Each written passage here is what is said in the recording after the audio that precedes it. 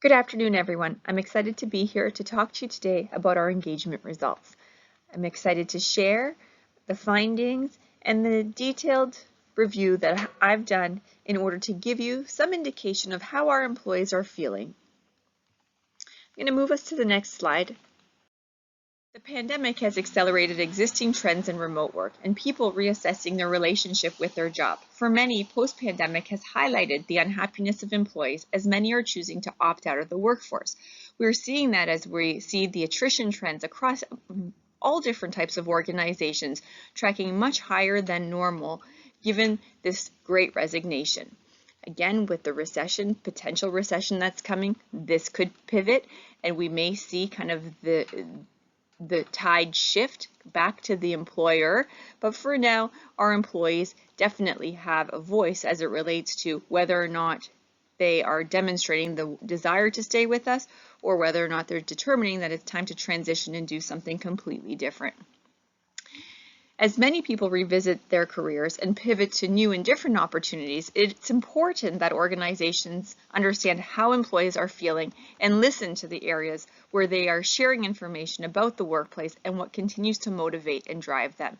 So I'm very excited that we've made the decision as an organization to do our first engagement survey.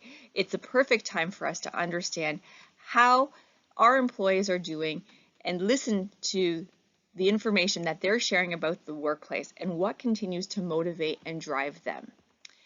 Gallup data also shows us that engaged and motivated employees are at least 44% more likely to stay at their current place of work than unengaged and unmotivated employees. So engagement data is important as it can act as a catalyst to also help us identify gaps or areas of opportunity. I like to say that it can spark discussion because it's discussion that potentially we wouldn't have engaged in that now this data is going to help us to ignite. Engagement data can be used to help us as an organization to design our products and services to suit the needs of our employees and customers. It will also help us to determine what are the areas of focus that we need to hone in on in order to have the most meaningful amount of change or impact. Moving on to the next slide.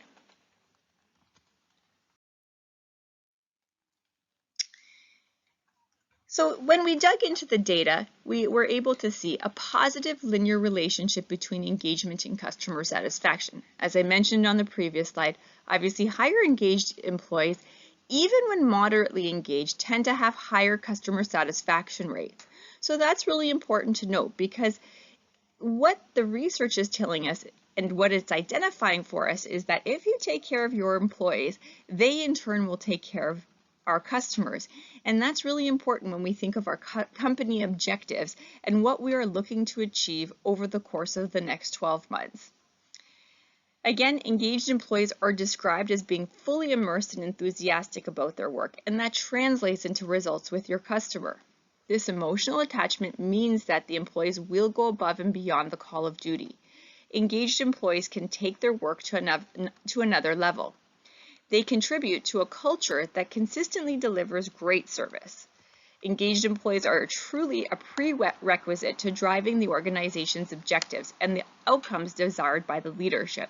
So, as I mentioned, I'm very happy about the fact that we're spending time on the engagement survey and actually doing deep dives with our work units to ensure that we can really understand by unit what are some of the engagement drivers and where are areas that potentially we need to rethink, what we're doing, how we're doing it, and listen to some of the employee feedback. Moving on to the next slide. So we've also created a bit of a scatter plot. So this scatter plot is an indicator that if we continue to drive engagement results higher in some of our work units, this could translate into higher customer satisfaction. So I'm going to share with you our results on the next slide, but I think this is important for you to keep in mind that the motivator is high engagement. So if we have high engagement, our customers are going to potentially stay longer, they'll be more loyal, and potentially recommend someone to recommend our product, recommend our company, recommend the brand. So this would drive more repeat business for the organization and potentially give us the ability to acquire the new clients that we're hoping for. It's also about brand recognition, product reputation. This can help us to just engage with our external customers in a different way. The best ways to improve customer service is to focus on the employee experience. Many industry influencers have indicated that employee engagement is the #1 way to improve customer experience, followed by, of course, walking in our customers' shoes and reviewing service values of the company. This scatter plot, as I mentioned, is identifying a moderately engaged workforce and can be an indicator of HR practices and programs that we can look at creating to continue to drive engagement across the company, but more specifically where we have identified average scores that we would like to push to the top quartile.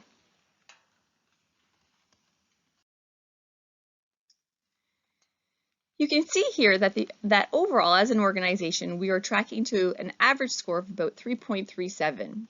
Our customer satisfaction numbers are higher than I had anticipated with moderate scores, but when we look at Q1, I feel a sense of pride with what I achieve at work, and Q11, I am fairly rewarded for the work that I do. We are seeing higher than average scores, moving almost close, especially for Q11, into the top quartile. If we look at questions Q2 to Q5, I feel invested in the success of the company. I feel like my work makes a difference. When someone asks me what I do, I am proud and excited to discuss my job. Or I can see myself in this organization for the foreseeable future. So these are questions that did score lower. And so it seems like we do have some work to do, as the data is showing that these scores are trending below the average. So it's definitely an area for us to dig a little deeper in order to understand the employee sentiment and uncover what may be driving these scores.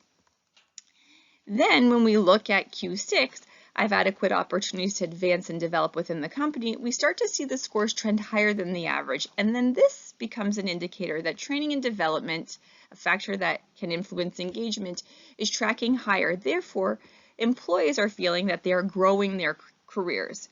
Q7 is also tracking well and indicates that employees feel that their managers are providing them with interesting tasks. I was surprised to see Q8 trending a bit low, as this is an indicator that the clarity of roles and responsibilities needs to be redefined, particularly with return to office, and obviously given the fact that we've just come out of the pandemic. Q9 is about belonging and inclusiveness of coworkers, and I'm happy to see that this is trending well above the average. Q10, tools and resources, is above average, but it would be interesting to understand why our employees feel that these may be average. It's an interesting one because it's showing at about 3.44. So again, just above the average, but an indicator that maybe it's something that we need to look into with our employees. And then, of course, we've talked about Q11, but Q12 is about manager respect. So this one's a question that I would, again, it's slightly above the average, but I would like to better understand, or us as a leadership team to understand, why didn't that score higher? What are some of the drivers behind that? And respect is obviously a big one that we want to ensure is permeating throughout the organization, as that's obviously part of our culture. Overall, I feel like we've had good results for a first-time employee engagement survey pulse for our organization. Again, just so that we can kind of go back as you're looking at the scores, just a reminder that the questions that are 6 through 12 are primarily considered to answer questions that are influencers of engagement. So for example, the level of training, the quality of supervision, the clarity of expectations, etc. So again, we need to get the basics right. So we do need to ensure that we've got like the bottom of the house cleaned up, our Q2 to Q5, but then we really need to then hone in on the Q6 all the way through to Q12. We also need to make sure that employees are rewarded for their work, that they understand their job duties, their affiliation with the organization or job appear, as well as their relationships with colleagues, and feeling a sense of belonging seems to be very important for us as an organization to continue to drive engagement. As mentioned on the previous slide, these are our highest average scores, telling us our employees are proud of their work, feel included as part of the organization, and that they like the work that they're doing. And they also feel that there's an opportunity for them to grow their careers with the organization. If we move to the next slide, these are our lowest average scores, and this is where I believe where we should be honing our actions and really look to raising these scores in order to help us drive better scores for future. These are ones that, again, that I feel are important for us to talk to our managers about. One, Q12, as I mentioned, around the respect. Again, the retention piece on Q5, I could see myself in this organization for the foreseeable future.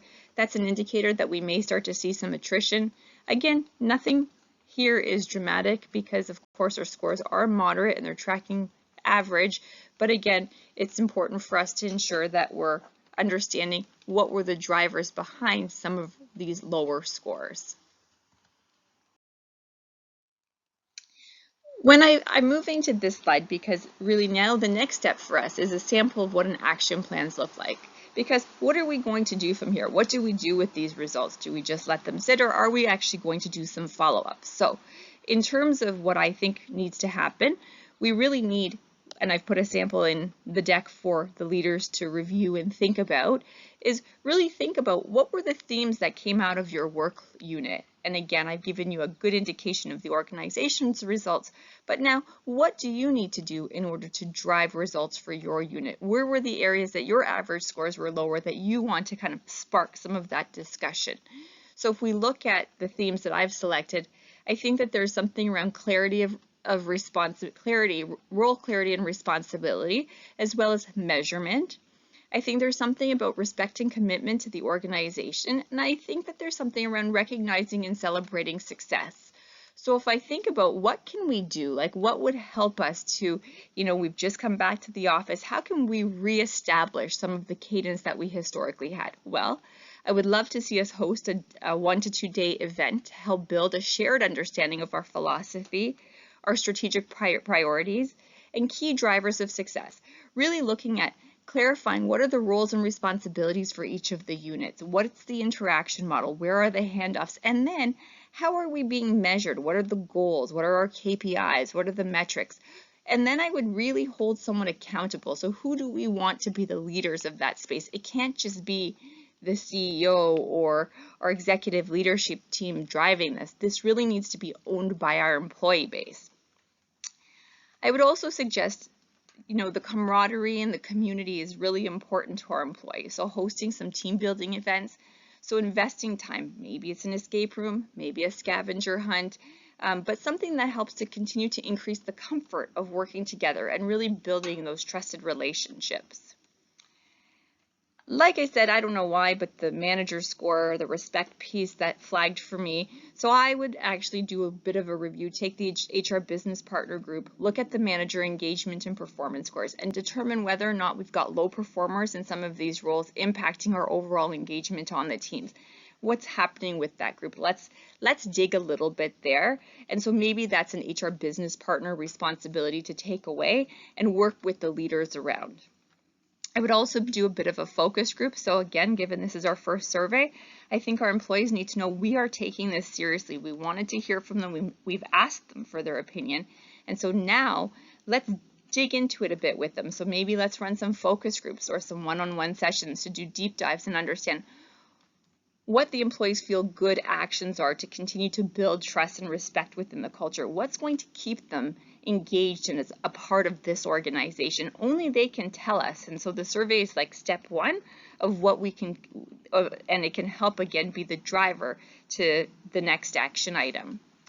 The other thing that I think is important, particularly now, the employees want to be recognized for their work accomplishments. They want to celebrate successes. They want to be rewarded for their work. So I think it's important that, outside of total rewards and their compensation structure and program and bonus and salary, etc., I think, we can do other things. One, just-in-time thank yous can be very important to people, understanding how people like to be recognized. Some people like private recognition, some people like team recognition.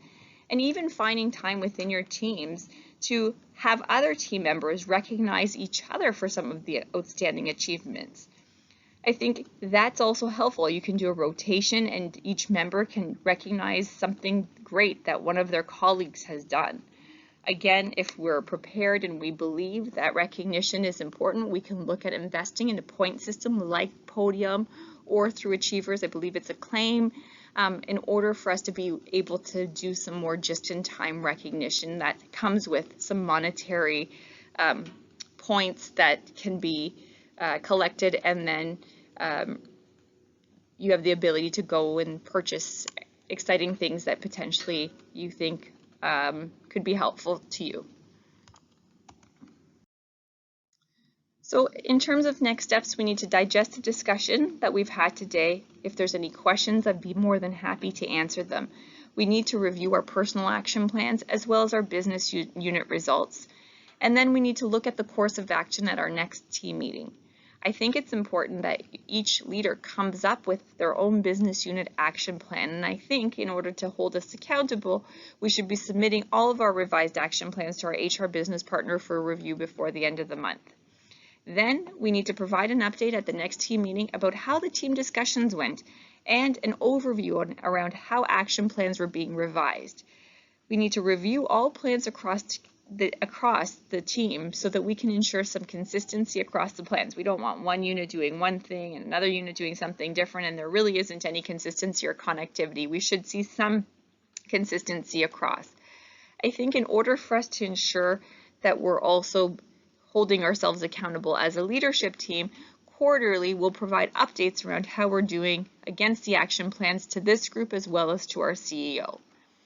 I think we also need to determine what's our communication strategy for the leadership team today, and obviously beyond. Like, what do we want to be telling how do we want to tell our story? How do we want to narrate our story about our results?